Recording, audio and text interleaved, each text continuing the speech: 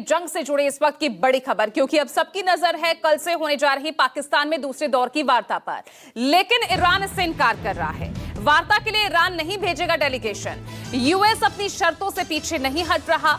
Iran का साफ तौर पर कहना है, शर्त से पीछे हटे बिना बातचीत संभव नहीं है। यूएस डेलीगेशन वहीं आज इस्लामाबाद पहुंच जाएगा। तो ऐसे में ईरान इस वार्ता से इनकार कर रहा है और यूएस डेलीगेशन आज इस्लामाबाद पहुंच जाएगा।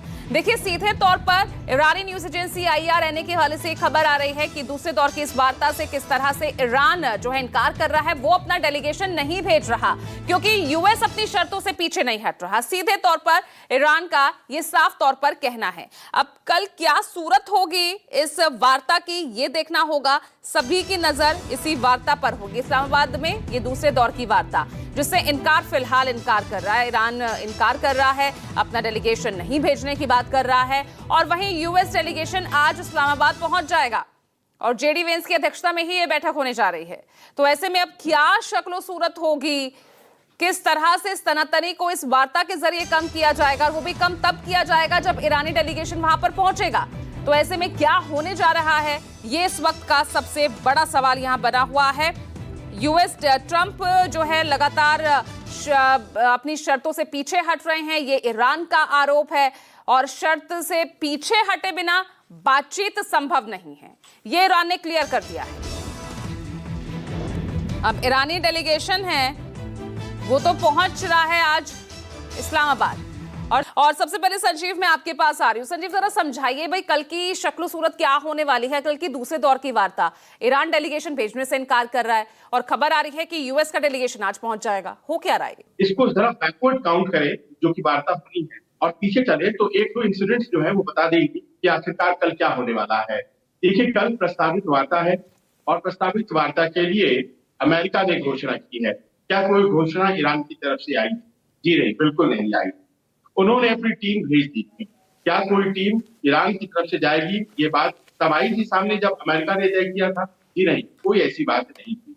उसके बाद क्या होता है, कल स्ट्रेट ऑफ हॉर्मुज की तरफ से निकलकर एक जहाज आगे बढ़ने की कोशिश कर रहा होता है, लेकिन आगे तो नाकेबंदी है अमेरिका की। अमेरिका ने उस जहाज के ऊपर निशाना साधा और उसे मजबूर किया कि वो वापस पीछे जाए। यानी कि उस जहाज जो एक जंग हुआ, और यूएस नेवी का दावा है कि हमने गिरफ्तार भी कर लिया उन लोगों को जो उस जहाज थे, और वो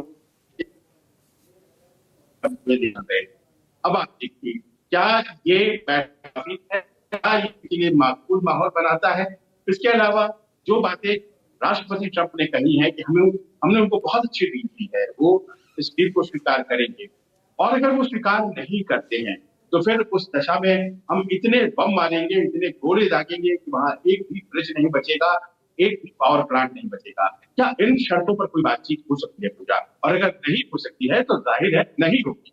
पाकिस्तान की भूमिका ये बहुत महत्वपूर्ण है। पाकिस्तान आज की तारीख में एक होस्ट की हैसियत से अपने आप को दुनिया के सामने प्रेजेंट करने की कोशिश कर रहा है, एक ऐसा होस्ट जो कि विश्व शांति चाहता है।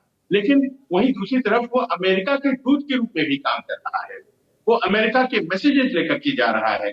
उसकी अपनी कोई रसूख नहीं है कि वो ईरान के मैसेज अमेरिका को तक पहुंचाए, बल्कि वो ज्यादातर अमेरिकन मैसेजेस जो है वो ईरान तक पहुंचाता है और फिर ईरान उसे खारिज कर देता है। उसकी अपनी हैसियत बड़ी कॉम्प्रोमाइज लगती है आज की तारीख में। एक ऐसा देश जो कि आतंकवाद के लिए जाना जाता है, वो आज शांति दूत बनने की कोशिश कर रहा है। ये तमाम फैक्टर्स जिसके बारे में हम लोगों ने बात की पूजा, ये इसको इशारा करते हैं कि कोई बहुत मजबूत एक कह सकते हैं कि आधार इस पूरी बातचीत में होस्ट के तौर पर हो, दोनों पार्टीज के तौर पर हो, टर्म्स ऑफ प्रेफरेंस के तौर पर हो, नहीं है। यानी कि अगर नाकेबंदी नहीं हटती है तो ईरान स्ट्रेट ऑफ हॉर्मुज नहीं खोलेगा। अगर स्ट्रेट ऑफ हॉर्मुज नहीं खुलता है तो नाकेबंदी नहीं हटेगी। कई सारे सवाल हैं संजीव, जो इस वक्त जानने बहुत जरूरी हैं।